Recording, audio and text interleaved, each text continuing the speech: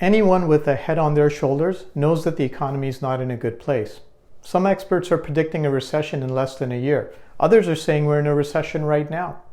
You're watching this video on LinkedIn. Go to your homepage and look at the LinkedIn news on the right. Microsoft had layoffs, Salesforce had layoffs, Google, Amazon, NetApp, and that was just January. Now I know what you're thinking because I'm thinking it too. Good time to negotiate with software vendors.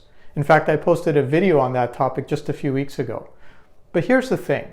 When software companies are pressured to show earnings to their shareholders and their customers start negotiating hard like we're going to do, they look for other ways to generate revenue.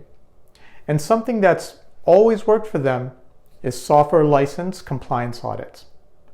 I bet there are more than a few people watching this video right now who are either facing an upcoming audit or they're in the middle of navigating through one as we speak.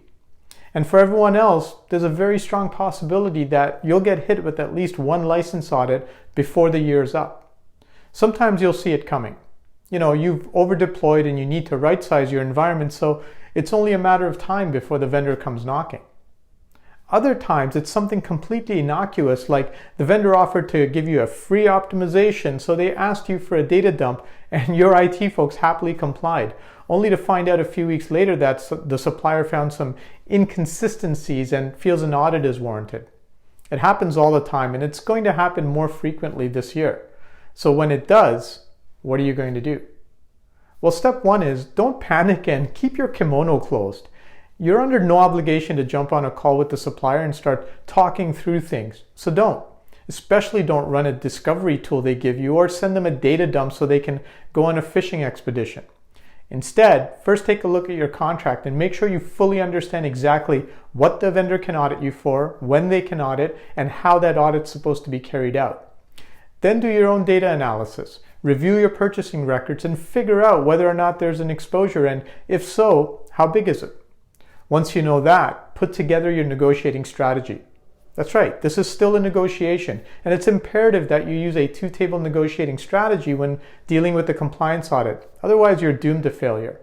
Finally, consider bringing in outside help to deal with the compliance audit. These audits can cost companies hundreds of thousands, if not millions of dollars in compliance penalties if they're not handled properly. But here's a really important caveat on that. Bringing in one of the big consulting firms to help with an audit is not the way to go for most companies for two reasons. First, they charge way too much for what they actually do. Most of my clients who used a big firm to help with an audit ended up paying not only a significant compliance penalty to the software company, but also a significant fee to the consulting firm. Secondly, all of the big firms have business relationships with the big software companies, so there's an inherent conflict of interest. In fact, late last year, I helped a client work through a software compliance audit from one of the big software companies, and it was one of the big consulting companies that conducted the audit on their behalf. Now, compliance audits is a pretty heavy topic, and I've just touched the surface. You'll need more than a 2-minute LinkedIn video to help you through it. So if you're facing an audit right now, and you think you could use some help, message me on LinkedIn or email me at mfaherty@oneviewnow.com and we'll find a time to chat.